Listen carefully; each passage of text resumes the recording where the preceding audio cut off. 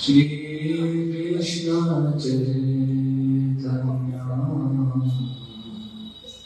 Prabhu Nityananda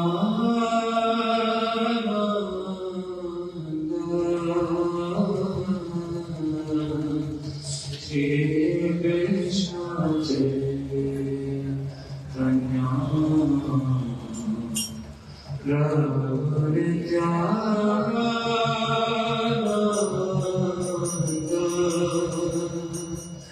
Shri Advaita Gadadhar Shivasari Gaura Bhattarena Shri Advaita Gadadhar Shivasari Gaura Bhattarena Krishna Chaitanya Prabhu Nityananda Shri Krishna Chaitanya Prabhu Nityananda Shri Advaita Shivasari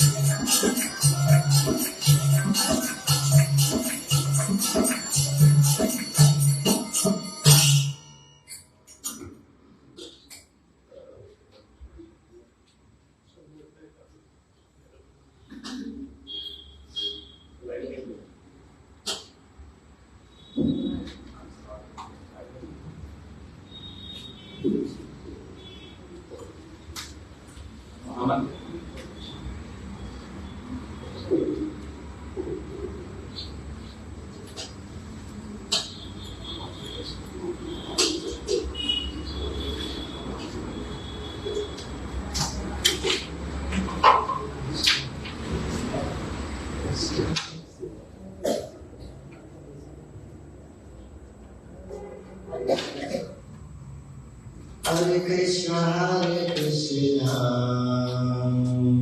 Krishna Krishna, Hare Hare, Hare Rama, Hare Rama, Rama Rama, Hare Hare, Hare Krishna, Hare Krishna.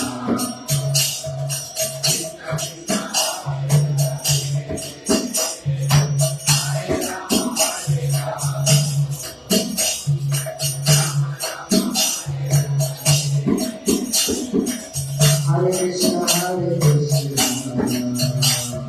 Krishna Krishna, Hare Hare, Hare Rama, Hare Rama,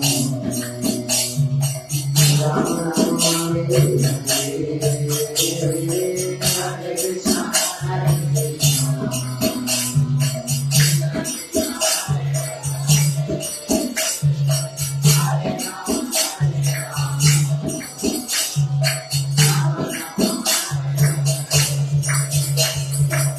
Hare Krishna, Hare Krishna, Krishna Krishna, Hare Hare, Hare Rama, Hare Rama, Rama Rama, Hare Hare, Hare Krishna, Hare Krishna. Oh, Hare Krishna, Hare Krishna, Krishna Krishna, Hare Hare, Hare Rama, Hare Rama, Rama Rama, Hare Hare. Bolo Hare Krishna, Hare Krishna, Krishna Krishna, Hare Hare, Hare Rama, Hare Rama, Rama Rama, Hare Hare, Hare Krishna.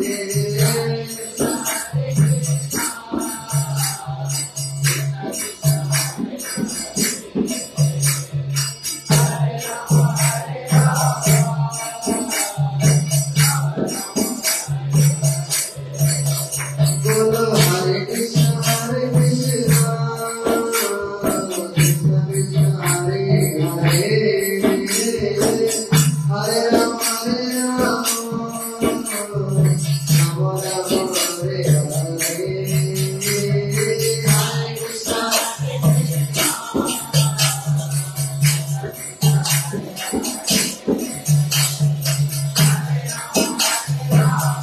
Krishna,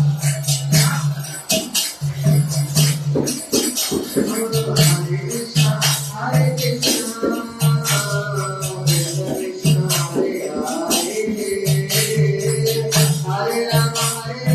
Rama, Rama Rama, Hare Hare.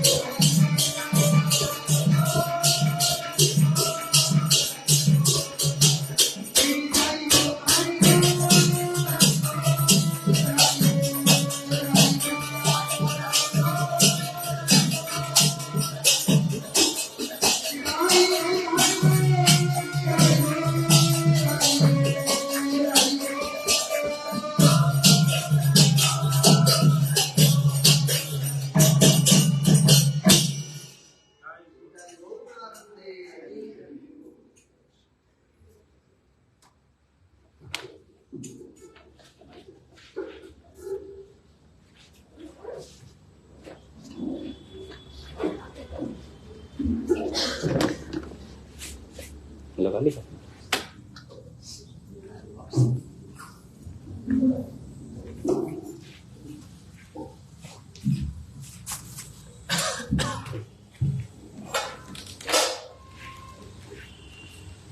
ओम अज्ञानतिमिरान्धस्य ज्ञानाञ्जनशलाकया चक्षुरुन्मीलितं येन तस्मै श्रीगुरुवे नमः। गुरुवे गौरचन्द्राय राधिकाय सुधाय कृष्णाय कृष्णभक्ताय तद्भक्ताय नमो नमः।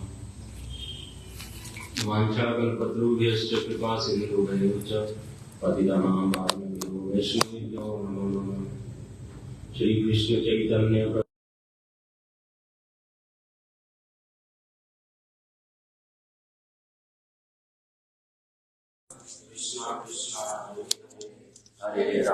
हरे राम राम राम हरे।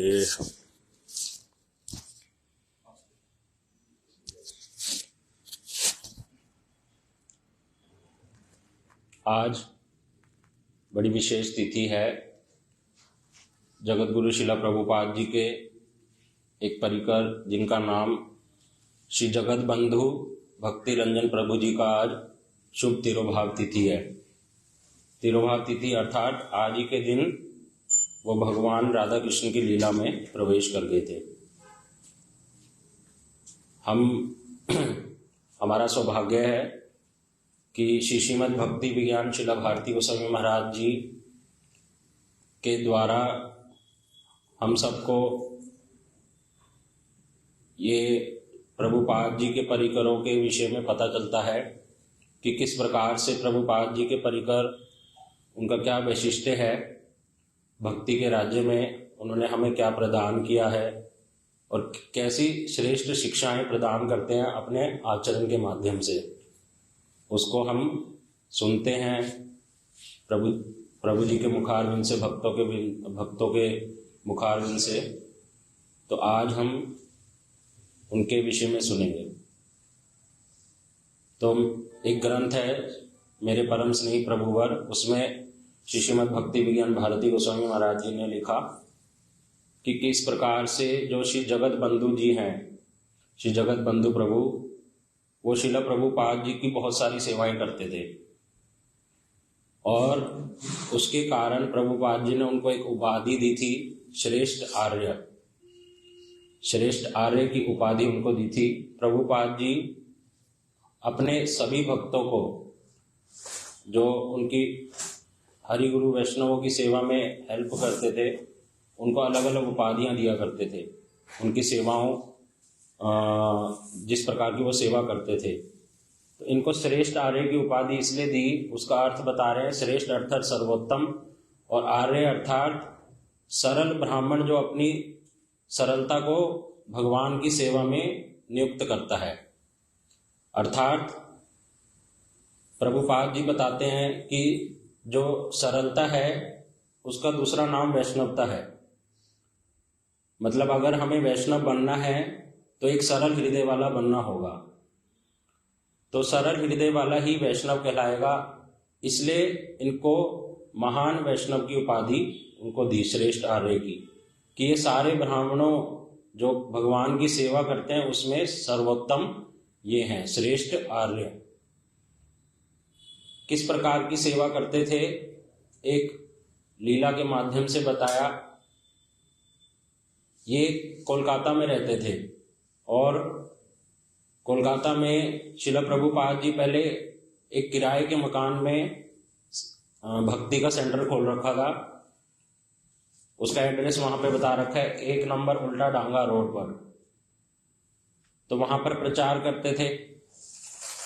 फिर जब मठ की स्थापना करनी थी कोलकाता में, वहां पे मठ का नाम है श्री बाग बाजार गौड़िया मठ। श्री बाग बाजार गौड़िया मठ की भूमि को संग्रह करने में, उसके लिए सारा पैसा देना वो श्री जगत बंधु प्रभु जी ने दिया था। और फिर उसके बाद उस स्थान पर मठ का निर्माण करवाना, मंदिर के हॉल का, ठाकुर जी के मंदिर का और प्रभुपाद जी का जो कक्ष है और भक्तों के लिए कक्ष का निर्माण कार्य के लिए सारा पैसा श्री जगत बंधु प्रभु ने दिया था, सेवा में नियुक्त किया था। और जब श्री बाग बाजार गौड़िया मठ की ओपनिंग सेरेमनी हुई, जिस दिन उद्घाटन हुआ, उस दिन 1 नंबर उल्टा डांगा रोड पर जो किराए का मकान था जहां ठाकुर जी विराजित थे, वहां से धूमधाम से शोभा यात्रा कर कर ठाकुर जी को श्री बाग बाजार गौड़िया मठ में लाया गया। एक बहुत बड़ा उत्सव हुआ उद्घाटन समारोह पर, और ये उत्सव बताया 1 महीने तक चला। और इस उत्सव में विशेष बात ये होती थी, कथा कीर्तन और सब कुछ होता था। तो इस प्रकार से हर रोज 1 महीने तक अलग अलग विशेष स्पीकर्स, मतलब अलग अलग वैष्णव, श्रेष्ठ वैष्णव, कुछ श्रेष्ठ लोग जैसे कोलकाता के कोई जज या बड़े लोग अपना भाषण देते थे, कथा बोलते थे। तो एक दिन एक जज, न्यायाधीश वहां पर आए, उन्होंने कथा बोली और वो बोले कि श्री जगत बंधु प्रभु जो हैं बड़े उदार दाता हैं। उदार दाता की उपाधि दी उनको कि ये इन्होंने इतना कुछ किया, प्रभुपाद जी के लिए भूमि संग्रह करी, मठ का निर्माण कर दिया, जो कि एक साधारण पुरुष में नहीं देखा जाता। तो ये उदार दाता हैं। इनके देने से, दान देने से क्या हुआ है, प्रभुपाद जी को बहुत हेल्प हुई है। तो इस प्रकार का उन्होंने अपने वचन बोले। लेकिन इन वचनों को सुनकर श्री जगत बंधु प्रभु के हृदय में कुछ खलबली हो गई, और वो जगत बंधु प्रभु बताते हैं, वो इस जगत की दृष्टि से, मटेरियल वर्ल्ड की दृष्टिकोण से पढ़े लिखे नहीं थे, निरक्षर थे, अशिक्षित थे। और लेकिन उस दिन जब उन्होंने वो वचन सुना, उनके हृदय में हुआ कि मैं अपने हृदय की बात सभा में रखूं।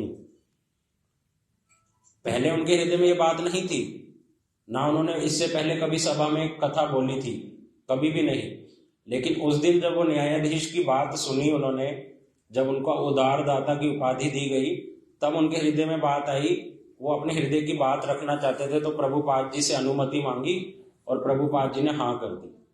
तब उन्होंने सबके सामने माइक लेकर बोला कि मैं दाता नहीं और मैं दाता हो भी नहीं सकता। केवल दाता जो है वो केवल कौन है, भगवान। मैं ये जो उपाधि आप मेरे को बोल रहे हैं, उदार दाता हूं, मेरा जब जन्म हुआ था तो मैं खाली हाथ आया था, और मैं जब ये शरीर को छोड़ दूंगा तो खाली हाथ जाऊंगा। तो मेरे में ये योग्यता नहीं है किसी को मैं कुछ दे सकूं। और दाता कौन होता है, उसकी डेफिनेशन क्या होती है, जो श्रेष्ठ होता है और उसके पास उसकी अपनी वस्तु होती है और वो दूसरे व्यक्ति को प्रदान करता है। तो मेरे पास मेरा कुछ नहीं है। जब मेरा जन्म हुआ था तब मैं खाली हाथ आया था, और जब मैं शरीर को छोड़ दूंगा तब भी खाली हाथ जाऊंगा। मेरा कुछ नहीं है, सब कुछ किसका है, भगवान का। तो भगवान ही रियल दाता है। उन्होंने इस बात को बोला, आगे और बोला इसको एक्सप्लेन करते हुए कि भगवान जो दाता है वो किस लिए हमें देते हैं। वो कह रहे कि मेरे को जो संपत्ति मिली, इतना पैसा मिला, और इतना ही नहीं, पैसा तो दूर की बात, जो ये भगवान ने मुझे शरीर दिया, आंखें दी, कान दिए, नाक, सभी इंद्रियां, ये सब कुछ भगवान मुझे, हम सबको क्यों देते हैं? भगवान देते हैं अपनी सेवा के लिए, कि इन वस्तुओं को, सभी वस्तुओं को भगवान की सेवा में उपयोग करना होता है। इस बात को उन्होंने बोला कि मैं क्या कर रहा हूं, मैं कुछ अलग से नहीं कर रहा हूं। भगवान ने जो वस्तुएं मुझे प्रदान करी हैं, वो सारी वस्तुओं को मैं भगवान की ही हरि गुरु वैष्णवों की सेवा में लगा रहा हूं। इसलिए, और जो ऐसा व्यक्ति नहीं करता, अपनी इंद्रिय तृप्ति में लगा रहता है, जो अपनी इंद्रियों को भगवान की सेवा में नहीं लगाता, जैसे उदाहरण दिया कि भाई कानों को किस में लगाना चाहिए, भगवान की कथा सुनने के लिए मैक्सिमम टाइम कोशिश करना चाहिए। इधर उधर की निंदा चुगली बहुत कम करनी चाहिए, और मुंह से भगवान की कथा बोलनी चाहिए, गुरु जी की कथा बोलनी चाहिए, आंखों से भगवान के धाम का दर्शन, विग्रह का दर्शन करना चाहिए, नासिका से भगवान के चरणों में चढ़े पुष्पों का सूंघना चाहिए।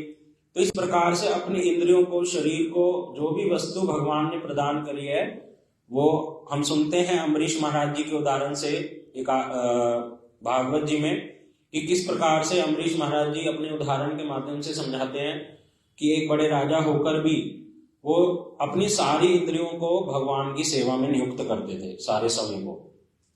तो उसी प्रकार से जगत बंधु जी इसी बात को कह रहे हैं कि मैं दाता नहीं हूं, दाता है भगवान, और उनकी दी हुई वस्तु को उन्हीं की सेवा में लगाना ये हम सबका धर्म है।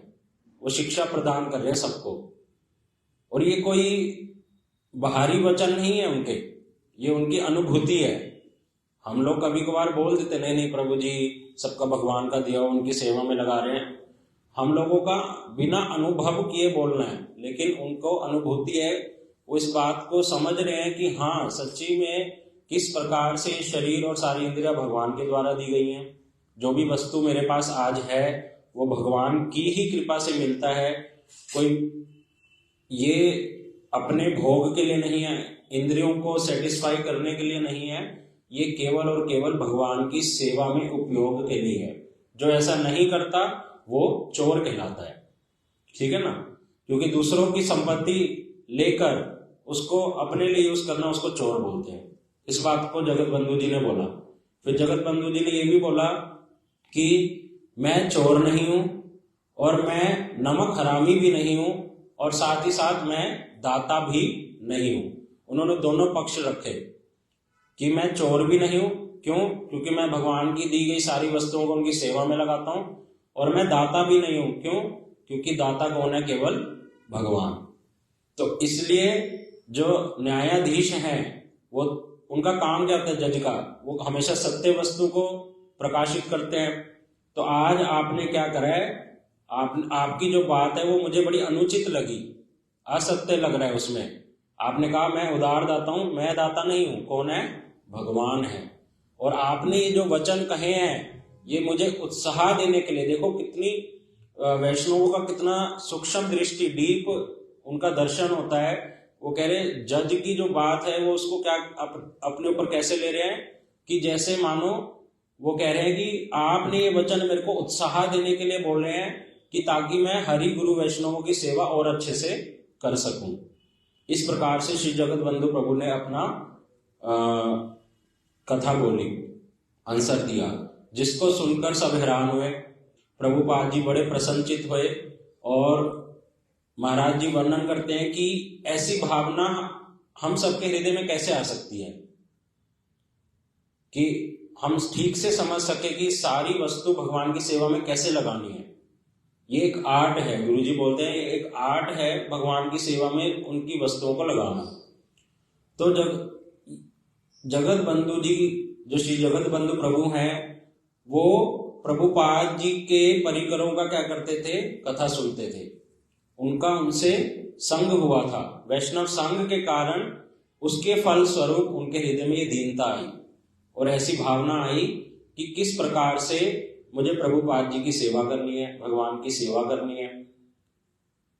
क्या हुआ, हमारे परम गुरु जी के गुरु जी श्री श्रीमद भक्ति प्रज्ञान केशव गोस्वामी महाराज जी उस समय ब्रह्मचारी थे, उनका नाम था श्री विनोद बिहारी ब्रह्मचारी। तो उस समय श्री विनोद बिहारी प्रभु को प्रभुपाद जी ने अन्य कुछ प्रभु के साथ भिक्षा करने के लिए भेजा कलकत्ता में। और उस समय श्री जगत बंधु प्रभु इतना जुड़े नहीं थे प्रभुपाद जी से, बहुत निकट के। तो जब भिक्षा करने गए तो श्री विनोद बिहारी प्रभु ने एक घर के बाहर नेम प्लेट देखी जहां पे नाम लिखा होता श्री जगत बंधु प्रभु, और उस गांव का नाम भी लिखा था जहां से श्री विनोद बिहारी प्रभु भी थे, और वहीं से वहां पर पहले श्री जगत बंधु प्रभु भी रहते थे उसी गांव में, ईस्ट बंगाल में। वरिशाल ग्राम नाम है वहां पे, शायद ऐसा कुछ वर्णन है। तो जब श्री विनोद बिहारी प्रभु ने पढ़ा, वो समझ गए कि इस व्यक्ति को मैं जानता हूं। तो उन्होंने उनका दरवाजा खटखटाया, एक नौकर आया क्योंकि ये बड़े अमीर थे। तो उनको बोला कि अपने मालिक को जाकर बोल दो कि इस गांव से श्री विनोद बिहारी प्रभु आए हैं। जैसे ही ये वचन उन्होंने सुना श्री जगत बंधु प्रभु ने, तो वो दौड़े दौड़े नंगे पैर बाहर आए और उनको प्रणाम किया। तो पता चला ये जो श्री विनोद बिहारी प्रभु थे, इन्हीं के घर पे पहले श्री जगत बंधु प्रभु किराए पे रहते थे, उनका बड़ा सम्मान करते थे। तो उनको अंदर बुलाया, उनकी आरती उतारी, उनको ऊंचे आसन पर बिठाया, उनको प्रसाद दिया और फिर श्री विनोद बिहारी प्रभु जी ने उनको कथा सुनाई। ऐसे कई बारी कथा सुनते सुनते उनके हृदय में प्रभुपाद जी के प्रति बड़ी प्रेरणा हुई सेवा की। श्री विनोद बिहारी प्रभु जी के मिलने से पहले वो गौड़िया मठ, जो बाग बाजार गौड़िया मठ की बात आपको बताई, उसके लिए भूमि संग्रह का पैसा वो दे चुके थे। तो उन्होंने एक बात बोली कि मैं अगर किसी को प्लेट दूं, पत्तल दूं और उसमें खाना मैं ना देकर किसी और को कहूं कि तुम दे दो, तो ये अच्छी बात नहीं है। अर्थात वो कहना चाह रहे हैं कि जगह तो मैंने दे दी, अब उस पर मंदिर खड़ा करने का भी दायित्व मेरा ही है। ये उनके हृदय में भावना कैसे आई? श्री विनोद बिहारी प्रभु जी की कथा सुनकर। तो इस प्रकार से प्रभुपाद जी के परिकरों की कथाओं को सुनकर, उनके विचारों को ग्रहण कर कर उनके हृदय में हरि गुरु वैष्णवों की सेवा की भावना आई। इसी कारण से प्रभुपाद जी ने उनको श्रेष्ठ आर्य की उपाधि दी। श्रेष्ठ आर्य अर्थात सर्वोत्तम, सभी ब्राह्मणों में श्रेष्ठ जो भगवान की सेवा करते हैं, क्योंकि वो सरल थे। और प्रभुपाद जी ने कहा सरलता ही वैष्णवता का नाम अंतर है, और वैष्णव जिसको बनना है उसको सरल हृदय वाला होना पड़ेगा, सीखना पड़ेगा। इस प्रकार से वहां वर्णन हुआ। फिर एक, जैसे आज तिरोभाव तिथि है, आज ही के दिन उन्होंने कैसे इस जगत को छोड़कर चले गए, वो थोड़ा लीला वर्णन किया महाराज जी ने। जब ये उत्सव चल रहा था 1 महीने का, श्री बाग बाजार गौड़िया मठ के उद्घाटन का, तो उसमें सबने बढ़ चढ़कर पार्टिसिपेट किया था, श्री जगत बंधु प्रभु भी। तो मंदिर का जो चूड़ा था उसके ऊपर एक लालटेन में दीपक जलता था डेली 1 महीने तक। लेकिन महीने के लास्ट दिन, उसके नेक्स्ट डे, वो लालटेन फट गया, टूट गया और दीपक बुझ गया। तभी प्रभुपाद जी ने कुछ अपने ब्रह्मचारियों को बुलाया कि आप जल्दी से कहाँ जाइए, श्री जगत बंधु प्रभु के घर जाइए और देखिए क्या हुआ है। ब्रह्मचारी जाते हैं और वहां देखते हैं कि एक संवाद मिलता है, श्री जगत बंधु प्रभु इस जगत से अब चले गए। उन तिरोभाव तिथि होगी, आज ही के दिन उनका तिरोभाव हो गया। तो जब ब्रह्मचारियों ने आकर श्रीला प्रभुपाद जी को ये कथा बताई कि श्री जगत बंधु प्रभु अब नहीं है, तो प्रभुपाद जी ने एक बड़ा रहस्यमयी बात वहां बतलाई कि जगत बंधु प्रभु को तो 1 महीने पहले ही इस जगत से चले जाना था, लेकिन मैंने ही उनको इस उत्सव के लिए रोके रखा था। इसी कारण वो आज 1 महीने बाद, उत्सव के बाद उन्होंने शरीर छोड़ दिया, भगवान की लीला में प्रवेश कर गए। तो ये साधारण बातें नहीं है, कहने और सुनने में तो साधारण लगता है, लेकिन इनको आचरण में लाना धीरे धीरे हमें सीखना है सबको। और ये तभी हो सकता है जब हम ठीक से गुरुजी से दीक्षा ग्रहण करके, फिर उसके बाद भक्तों के माध्यम से, वैष्णवों के माध्यम से गुरुजी से ठीक प्रकार से डेली हरि कथा सुने, नियमों का पालन करें, तो धीरे धीरे ये भावना हृदय में आने लगती है कि सारी वस्तुएं भगवान की हैं और कैसे मेरे को उनकी सेवा में नियुक्त करना है। क्योंकि अभी हम लोग नहीं जानते हैं, हम अनजान हैं कैसे भगवान की सेवा में लगाना। अभी हम ये जानते हैं कि मेरे को अपने आप की, अपनी इंद्रियों की तृप्ति कैसे करनी है, वो अच्छे से जानते हैं। लेकिन उसको, यही कृष्ण चेतना है, कृष्ण कॉन्शियसनेस की हमारी जो प्रदूषित चेतना है, अपनी इंद्रियों की तृप्ति के लिए लगे रहते हैं, उसको कैसे डाइवर्ट कर कर भगवान की सेवा में लगा देना। उन्हीं वस्तुओं को, कुछ अलग से नहीं होगा बाहर से, लेकिन जो क्रिया डेली रूटीन में हमारी हो रही है, वो कौन सिखाएगा? हरि गुरु वैष्णव। गुरु जी से जब हम कथा सुनेंगे, वैष्णवों से जब कथा सुनेंगे, धीरे धीरे समझ आएगा कैसे मेरे को भगवान की सेवा करनी है। तो इस प्रकार से आज उनकी तिथि है, शुभ तिरोभाव, और हम उनसे प्रार्थना करेंगे श्री जगत बंधु प्रभु भक्ति रंजन जी से कि आप जिस प्रकार से आपकी दृढ़ विश्वास था कि भगवान ही उदार दाता हैं और हम उनके सेवक हैं, सारी वस्तुएं उनकी सेवा में नियुक्त करना जानते थे, तो आप हमारे ऊपर कृपा कीजिए और हमें भी सिखाइए कि किस प्रकार से हरि गुरु वैष्णवों की सेवा करी जाती है। तो ये थोड़ा सा ही वृतांत था उनके बारे में, तो उसको मैंने बोलने का प्रयास किया। रमणी बाबू कुछ बोलिए, कुछ है मेरे को यही पढ़ा था।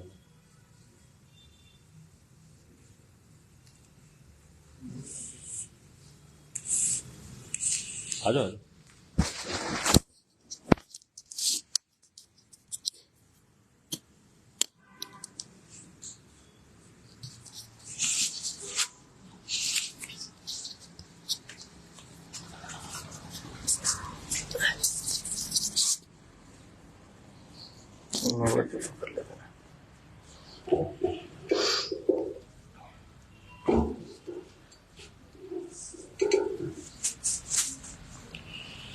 वंदेऽहं श्रीगुरु युतपदकमलं श्रीगुरुर्वैष्णवांसं श्रीरूपं सागरजातं सहगण रघुनाथनुतं तं सजीवं सद्वैतं सावधूतं परिजनसहितं कृष्ण चैतन्यदेवं श्रीराधा कृष्ण पदां सहगण ललिता श्रीविशाखान्वितांश्च।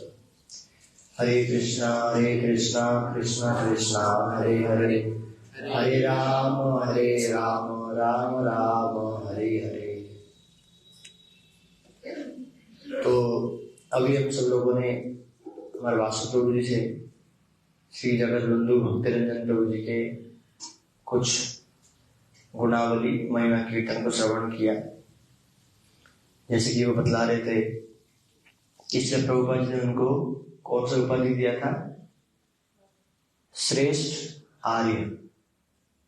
आर्य अर्थात होता है ब्राह्मण। इसलिए जो पुराने जमाने में अभी भी है, जो ब्राह्मण है उनको आर्य ही कहते, आर्यव्रत। तो श्रेष्ठ आर्य, श्रेष्ठ अर्थात सर्वश्रेष्ठ, जो ब्राह्मण में सर्वश्रेष्ठ। ब्राह्मण क्यों? क्योंकि वास्तविक रूप में जो ब्राह्मण है वो जो भगवान की सेवा करते हैं, ब्रह्म जानते इति ब्राह्मण, जो ब्रह्म अर्थात भगवान के विषय में जानते हैं, भगवान का सेवा करते हैं, उन्हीं को ही वास्तविक रूप में ब्राह्मण कहा जाता है।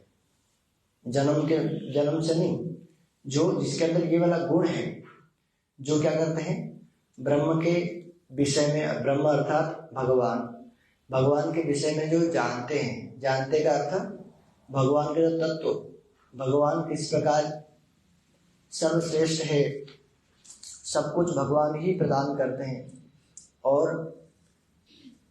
सबका रक्षण भी भगवान ही करते हैं। इस प्रकार के भगवान के तत्व को भलीभांति अवगत होकर के जो भगवान के सेवा में नियुक्त होते हैं, उन्हीं को ही ब्राह्मण कहा जाता है इन रियलिटी। तो ब्राह्मण और वैष्णव ये दोनों में कोई अंतर नहीं है। जो वास्तविक ब्राह्मण है वो वैष्णव भी है, और जो वैष्णव है वही वास्तविक रूप में ब्राह्मण है। इसीलिए श्रेष्ठ आर्य अर्थात ब्राह्मण या वैष्णव। तो श्रेष्ठ वैष्णव अर्थात बहुत एक श्रेष्ठ वैष्णव का उपाधि उनको इनडायरेक्टली ही प्रदान किया, वैष्णव प्रधान, उस प्रकार का उनको उपाधि प्रदान किया गया। जैसे कि हम लोग अभी सुन रहे थे, किस लिए? क्योंकि सरलता क्या है, गुरु जी हमारे वर्णन करते थे कि लोग ये जो शब्द सरल शब्द उसके बड़े साधारण सा अर्थ लेते हैं। सरलता अर्थात मूर्खता। कोई व्यक्ति कहते हैं ये बड़ा सरल है, तो हम लोग मूर्ख को ही सरल मानते हैं, किंतु वास्तविक रूप में सरलता और मूर्खता दोनों बहुत ही अलग चीज है, बहुत ही अलग चीज। साधारण जगत में हर किसी को भी पूछो, मतलब यही सबका अंदर जो हमारे जो समझ यही तक है कि व्यक्ति सरल है अर्थात ये बहुत कुछ जानता नहीं है, ठीक भूल कुछ जानता नहीं है, तो वो तो फिर मूर्ख हो गए। इसलिए वास्तविक सरल तब कहेंगे जब क्या है, जो एक व्यक्ति सरल तब हो पाएगा जब वो स्वाभाविक रूप से, जैसे आजकल सुबह भी हम लोग उस जो जीव के स्वरूप के विषय में श्रवण कर रहे हैं, कैसे जीव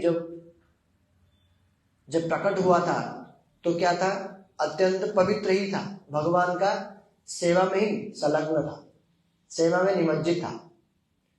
तो वास्तविक वही स्थिति ही वास्तविक रूप में सरल स्थिति है। अर्थात जीव का जो स्वाभाविक स्थिति, जो जीव का जो क्या कहते हैं, अभी क्या हुआ, हमारा चित्त मलिन हो गया, तो मलिन चित्त जो है वो कभी सरल नहीं हो सकता।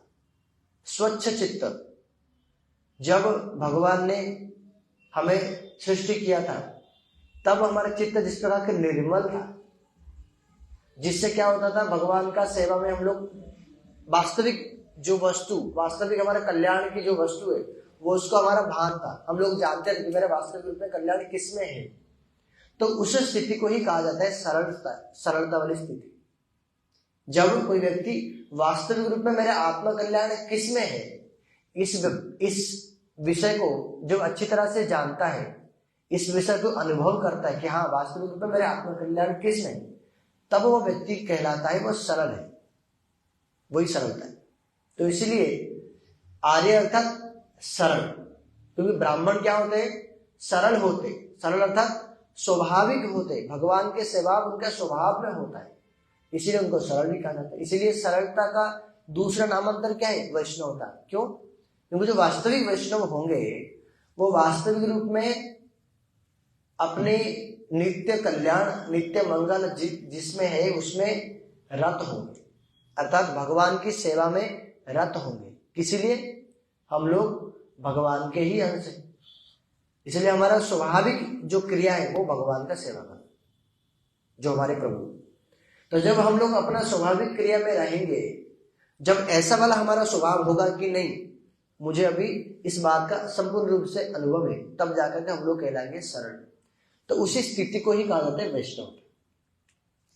तो यहाँ श्री जगतबंधु भक्तिरंजन प्रभु ने जो बतलाया कि मैंने क्या किया, मैंने चोरी नहीं किया, मैं क्या किया, मैं नमक हरामी भी नहीं, अर्थात मैं चोरी भी नहीं किया, ना मैं दान किया। किस लिए नहीं दान किया? क्योंकि अपना वस्तु तो कुछ है नहीं, मैंने कुछ बनाया था क्या। जैसे हम लोग, जैसे कोई व्यक्ति कंपनी में जॉब करता है, हमारे गुरुजी बतला देते हैं, जब कोई व्यक्ति कंपनी में जॉब करता है या सरकारी नौकरी भी जिसका है, जैसे बड़े बड़े जो ऑफिसर है, IAS जो IPS ऑफिसर है, उनको सरकार की तरफ से मकान भी मिलता है, गाड़ियां भी मिलता है और सारे प्रकार की सुविधा भी मिलता है। तो क्या उस चीज उनको, वो जब इस कार्य में नियुक्त हुए तभी तो उनको मिला, उस कार्य को फैसिलिटेट करने के लिए, ताकि वो उस जो कार्य उनको दिया गया उसको और अच्छा से कर पाए। जिन सेवा उनको प्रदान किया गया, भगवान की सेवा, जिन सरकार की सेवा उसको दिया गया, जिस देश की सेवा में उनको लगाया गया, उसको अच्छे से कर पाए, उस चीज को फैसिलिटेट करने के लिए उनको गाड़ी, मकान और बाकी जो उनको सुविधाएं दी जाती, ना कि उन्होंने उस चीज को बनाया, उसको कमाया, उनको प्रोवाइड किया गया। तो जब इनको वो दिया गया, अब वो जो गाड़ी, मकान आदि दिया गया, इनडायरेक्टली वो किस लिए दिया गया, सरकार की सेवा में ही लगाने के लिए। कैसे? ताकि उनका समय जो गाड़ी में, मकान में, खाने बनाने में, घर देखने में जो जाता था, उस समय को बचा करके उसको भगवान की सेवा में लगाया जाए, इस उद्देश्य से दिया गया। तो अगर वो उद्देश्य अगर फुलफिल नहीं हुआ और अगर कोई व्यक्ति वो जो चीजें उसको मिला सरकार की तरफ से वो सरकार की सेवा में लगाता है, तो क्या वो सरकार के ऊपर कोई एहसान करता है? कुछ ऐसा नहीं, वो तो सरकार के मिला ही इस पर्पज से, जिस पर्पज से मिला वो सिर्फ उस पर्पज के लिए लगा है, उसका जस्टिफाई कर रहा है। जिस कार्य के लिए उनको मिला था चीजें, वो व्यक्ति उस कार्य के लिए ही लगा है। तो उसी प्रकार हमें जिन जिन वस्तुएं या जो संपत्ति आदि जो भी मिला है, वास्तविक रूप में अगर देखा जाए तो वह भी भगवान की सेवा के उद्देश्य से ही मिला गया। हम लोग अपना शरीर निर्वाह आदि जो भी करना है वो तो करेंगे ही, वो तो करेंगे ही अवश्य, लेकिन उसके साथ साथ क्या करेंगे, भगवान के भी सेवा करेंगे, तभी वो चीजें मिला है। भगवान ने ही हमें प्रदान किया, ना कि हमने यहाँ कुछ भी कमाया। तो जो चीजें भगवान ने प्रदान किया उनकी सेवा के लिए, अब उनके सेवा में लगा देना, यही क्या है, इसमें हम लोग भगवान के ऊपर कुछ भी एहसान नहीं किए, क्योंकि हमने अपने ओर से कुछ भी बनाकर उनको दे नहीं रहे। अगर दिए होते तो फिर जब पैदा हुए तब भी लेकर के भी आते बहुत सारे सामान, कुछ भी लेके नहीं आए। तो ये जो संसार है, इस जगत है, जो वस्तु हमने संग्रह किया है जगत में, वो सारे जगत ही तो भगवान का है, इसलिए भगवान का वस्तु ही हम लोगों ने उनका संग्रह करके रखा। अब भगवान के सेवा में लगा देना है, ये हमारा क्या होगा, लॉयलिटी होगा भगवान के प्रति। जैसे एक सरकारी जो जॉब करते हैं, वो जो वस्तु उनको मिला है वो अगर सरकार की सेवा में ठीक ठीक रूप से लगाते हैं, निष्कपट रूप से, तो वो लॉयलिटी होगा, एक ठीक ठीक अफसर कहलाएंगे कि नहीं ये व्यक्ति क्या है, ठीक ठीक रूप से काम करता है। तो उसी प्रकार जो वस्तु हमें प्राप्त हुआ है भगवान से ही, जब उन समस्त वस्तुओं को भगवान के सेवा में हम लोग लगा लेते हैं तो हम लोग क्या है, एक लॉयल भगवान का सेवक कहलाते हैं। तो वही बात जगत बंधु भक्तिरंजन प्रभु ने बताया। मैंने क्या किया, कुछ चोरी नहीं किया, भगवान के वस्तु, सरकार की वस्तु मुझे प्राप्त हो गया, अब मैं मेरे खुद के लिए ही लगा रहा हूँ। फोन मुझे मिला सरकार की तरफ से, मेरा फोन में पूरा दिन भर घर वालों के साथ और मेरे दोस्तों के साथ, सब लोगों के साथ बात कर रहा हूँ, किंतु जिस मेन पर्पज के लिए दिया गया था वो लगा नहीं रहा हूँ। मुझे गाड़ी मिला, गाड़ी लेकर के मैं पूरा अपने घर परिवार को लेकर के पिकनिक कहीं कहीं घूम रहा हूँ, किंतु ऑफिस आना जाना करने के लिए जिस कार्य के लिए मिला था उसको नहीं कर रहा हूँ। तो इसीलिए क्या होगा, वो तो चोरी हो गया। और वो कार्य अगर कोई व्यक्ति करता है, सरकार अगर जो चीजें दिए अगर हम सरकार की सेवा में नहीं लगाते तो क्या होगा, सरकार उस वस्तु को देना हमें बंद कर देंगे, क्योंकि वो जो देखेंगे कि ठीक ठीक रूप से ही तो सेवा में तो लगा नहीं जाए, इसलिए इसके लिए उपयोगी नहीं है, नौकरी से हमें निकाल देंगे, उस वस्तु को देना बंद कर देंगे। उसी प्रकार भगवान जिस मनुष्य शरीर हमें प्रदान किए, उस मनुष्य शरीर में जो सुविधाएं आदि हमें प्रदान किए, वास्तविक रूप में उसका जो अगर उसका उद्देश्य देखेंगे तो भगवान की सेवा अच्छे से करने के लिए ही दिया गया है। अगर वो चीजें नहीं करते हैं तो क्या करेंगे, भगवान इस वस्तु को प्रदान करना हमें बंद कर देंगे। नहीं तो मनुष्य जन्म मिला भी, बुद्धि भी मिला, सब कुछ मिला, उसको अगर हम सिर्फ अपने कमाई, अपने खान पान पेन और अपने ही जो इंद्रिय के लिए लगाए, जो कि अन्य योनि में पशु पक्षी आदि करते हैं, तो फिर एक्स्ट्रा हमें जो चीजें मिला उसका तो कोई हमें यूटिलाइजेशन किया नहीं, फिर वो चीज हमें काट दिया जाएंगे। अर्थात हमारा जो मनुष्य शरीर प्राप्त हुआ है, अगले जन्म में हमें कोई पशु पक्षी का शरीर दे देंगे, क्योंकि हमारे उस जो मनुष्य शरीर का जो बेनिफिट उठाना था हम तो उठा नहीं पाए। तो इसी प्रकार जगत बंधु भक्तिरंजन प्रभु ने भी यही बतलाया कि वास्तविक रूप में, स्वाभाविक रूप में, ये कोई बहुत बड़ी बात भी नहीं है, स्वाभाविक रूप में एक स्वस्थ व्यक्ति को जो कार्य करनी चाहिए मैं बस उतना ही कार्य कर रहा हूं। लेकिन दुर्भाग्य की बात यह है कि जो अभी के जो समाज में जो स्वस्थ वाला जो क्रिया है, जो कि भगवान की सेवा सबको करनी चाहिए, ये चीजें हो गया है अस्वस्थ। मतलब जो अगर ये चीज कोई करता है तो सारे जगत के लोग क्या कहते हैं, ये क्या कर दिया, कुछ नया चीजें कर दिया, जो कि वो जो व्यक्ति जो भगवान का सेवा कर रहे हैं वो ठीक कर रहा है, वो एक स्वस्थ व्यक्ति का क्रिया है, और बाकी जो लोग कर रहे हैं वो एक अस्वस्थ व्यक्ति का क्रिया, अर्थात वो किसी माया के द्वारा प्रेरित होकर के जो गलत है उसको ठीक मान करके वो कर रहे हैं। किंतु जो व्यक्ति भगवान की सेवा कर रहे हैं वो वास्तविक रूप में ठीक ही कार्य कर रहे हैं। किंतु दुर्भाग्य ऐसा है कि जो ठीक कार्य कर रहे हैं उसको गलत रूप में सब लोग ठहराते हैं, और जो गलत कार्य कर रहे हैं उसको ठीक मान के बैठे, उल्टा मान के बैठे। तो जगत बंधु भक्तिरंजन को बोले वास्तविक रूप में जो स्वाभाविक क्रिया है वही मैंने किया। क्या मुझे जो भी कुछ वस्तु प्राप्त हुआ था वो मैंने भगवान के सेवा में लगाया। तो किंतु मैं क्या हूं, दाता नहीं है, क्योंकि मेरा कुछ भी वस्तु इसमें है नहीं।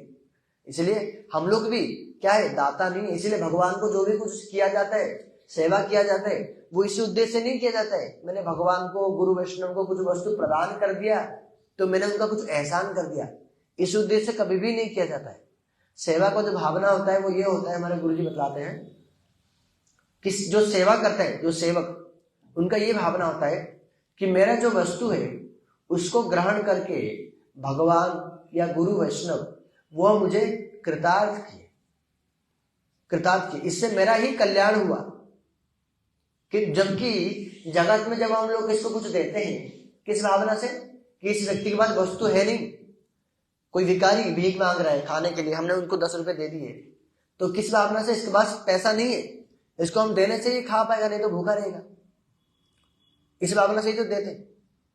किंतु जब गुरु वैष्णवों को भगवान को कुछ वस्तु दिया जाता है वो इस भावना से नहीं दिया जाता है कि अगर हम लोग नहीं देंगे तो चीजें होगा नहीं, इस भावना से नहीं। उनके पास सब कुछ है, सब कुछ वस्तु है। अभी वो हमें जो वस्तु प्रदान किए हैं, अगर उस वस्तु को अगर हम लोग उनके सेवा में नहीं लगाए तो हमारा कल्याण तो होगा नहीं। हमारा प्रॉपर यूटिलाइजेशन तो होगा नहीं। इसलिए क्या होगा, हम लोग जो वस्तु हमारे पास है, अभी हम जो भगवान के सेवा में लगा रहे हैं, उस वस्तु को ग्रहण करके इन रियलिटी वो लोग हमें शुद्ध कर रहे हैं। भगवान और गुरु वैष्णव हमारे ही शुद्धिकरण कर रहे हैं। उनको देख करके मेरा ही आत्म कल्याण हो रहा है, ना कि मैं उनके ऊपर कुछ एहसान कर रहा हूँ। वास्तविक में वो ही मेरे ऊपर एहसान कर रहे हैं। इसलिए इस भावना से ही सेवा किया जाता है। इसलिए जब कोई व्यक्ति सेवा करता है, सब समय जो सेव्य वस्तु होते हैं, जिनका सेवा होता है, वो सब समय श्रेष्ठ होते हैं। और जो सेवा करते हैं वो क्या होते हैं, वो निकृष्ट। निकृष्ट मतलब तुच्छ नहीं है। यहाँ कहते हैं मैं जिनका सेवा कर रहा हूँ वो श्रेष्ठ है, वो मेरे सेव्य है। जबकि दूसरी ओर जगत में अगर किसी को कुछ चीजें देते हैं तो जो लिया, जो ग्रहण करता है वो होता है छोटा, जो देता है वो होता है बड़ा। जबकि भक्ति राज्य में भगवान और गुरु वैष्णव को, हरि गुरु वैष्णव को जो भी कुछ प्रदान किया जाता है, वहां हरि गुरु वैष्णव हो जाता है श्रेष्ठ और हम लोग हो जाते हैं छोटे। हम छोटे वो बड़े, जगत में वो छोटे हम बड़े। इसलिए जब किसी के ऊपर दया करते हैं, दान करते हैं जगत में, तो उससे अहंकार का बढ़ता है, अहंकार वृद्धि होने का संभावना है। मैंने इतना दान कर दिया, मैंने इतना लोगों का भरण पोषण कर रहा हूं। जबकि जब भक्ति राज्य में भगवान का कोई सेवा करता है तब वहां दीनता बढ़ता है। व्यक्ति स्वयं को और अधिक दीनहीन और अधिक आभारी मानता करता है कि चलो आज मेरा ये वस्तु भगवान के सेवा में लग गया, कल मेरा वस्तु ये वाला भगवान के सेवा में लग गया। मतलब मेरा जो वस्तु को भगवान के सेवा में अधिक से अधिक लगाया जा रहा है, भगवान मेरा वस्तु को ग्रहण करके मेरे अधिक से अधिक शुद्धिकरण करे जा रहा है। इसीलिए क्या होता है, भगवान की सेवा में हमारा दीनता हृदय में आता है। जबकि जो इस जगत में जो जिसकी अगर हम लोग दान आदि करते हैं उसमें अहंकार आदि हृदय में बढ़ता है।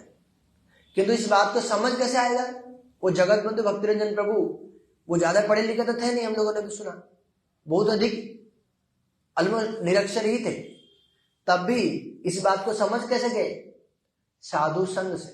अब जैसे हमारे वासुदेव ने बताया कि साधु कृष्ण कंचने से यही सिखलाता है क्या, कि किस प्रकार हमारे जो वस्तु है कुछ भी नया नहीं है। जो वस्तु हमें प्राप्त हुआ है, जिसको हम लोग अपना इंद्रिय तृप्ति में लगा रहे थे, वो उस वस्तु को ही इंद्रिय तृप्ति से डाइवर्ट करके भगवान की सेवा में लगाएं। भगवान की सेवा में लगाने के पश्चात फिर ग्रहण कर सकते हैं। तो इसीलिए ये साधु संत जो वास्तविक रूप में उस प्रकार का अपना सब कुछ भगवान के सेवा में लगा रहा है, जब उनके संग करते हैं ठीक रूप से, तब इस बात को ढंग से समझ भी पाते हैं कि कैसे हम क्या करेंगे, वास्तविक रूप में सब चीजें भगवान की सेवा करने ही उद्देश्य है। तो इसीलिए जगत बंधु भक्ति रंजन प्रभु ने ठीक रूप से साधु संग किए थे, यह भी उसका प्रमाण है। इसीलिए जो ठीक जो विचार, जो समझने वाली चीजें, उनको ठीक रूप से समझ था, यद्यपि वो बहुत ज्यादा पढ़े लिखे नहीं थे। इसलिए भक्ति करने के लिए, भक्ति के वस्तु को समझने के लिए बहुत अधिक पढ़े लिखे ही करना पड़ेगा, ऐसा वाला बात नहीं है। साधु संग अगर ठीक रूप से करते हैं तो उनकी संग से, उनको देख करके, उनसे सुन करके हम लोग बहुत सारे भी भक्ति की क्रिया को समझ पाते हैं बड़े सरलता से। तो आज उनके शुभ तिरुवार तिथि है, हम लोग उनके चरण में यही प्रार्थना करते हैं कि हमें भी इस वस्तु साधु संग हमें प्राप्त हो, और इस जो वास्तविक किस प्रकार मनुष्य जीवन को भगवान के सेवा में लगानी चाहिए, जो कि उद्देश्य है, ये बात भी हमें समझ आए। वांछाकल्पतरुभ्यश्च कृपा सिन्धुभ्यश्च पतितानां पावनेभ्यो वैष्णवेभ्यो नमः। ठीक है।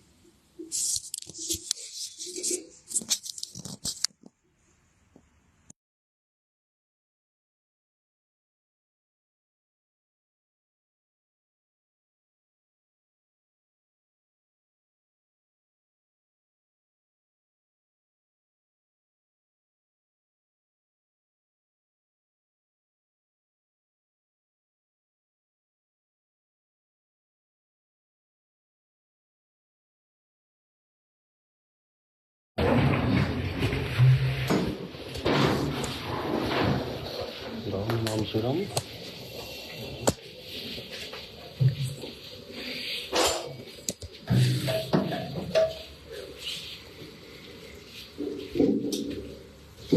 Hare Krishna Krishna Krishna Hare Hare Hare Rama Hare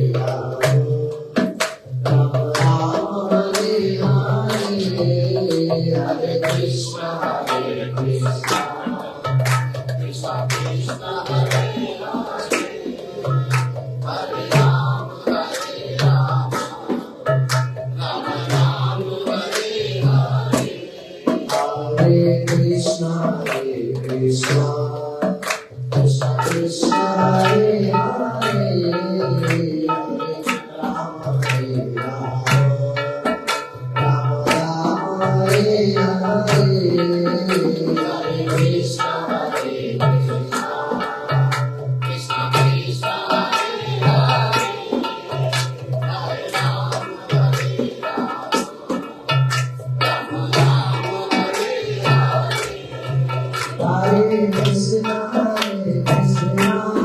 Krishna Krishna, Hare Hare, Hare Ram, Ram Ram, Hare Hare, Hare Krishna, Krishna Krishna, Hare Hare, Hare Ram, Hare Ram, Ram Ram, Hare Hare, Hare Krishna, Krishna Hare Hare,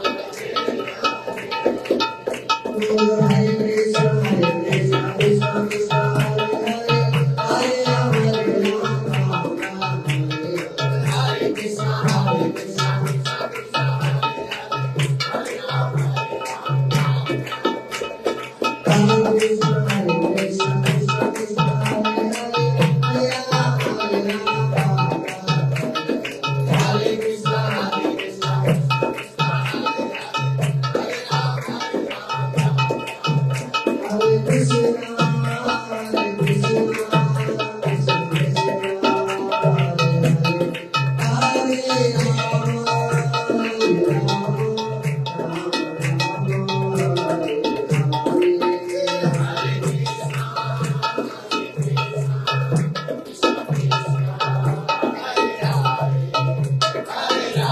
Ram,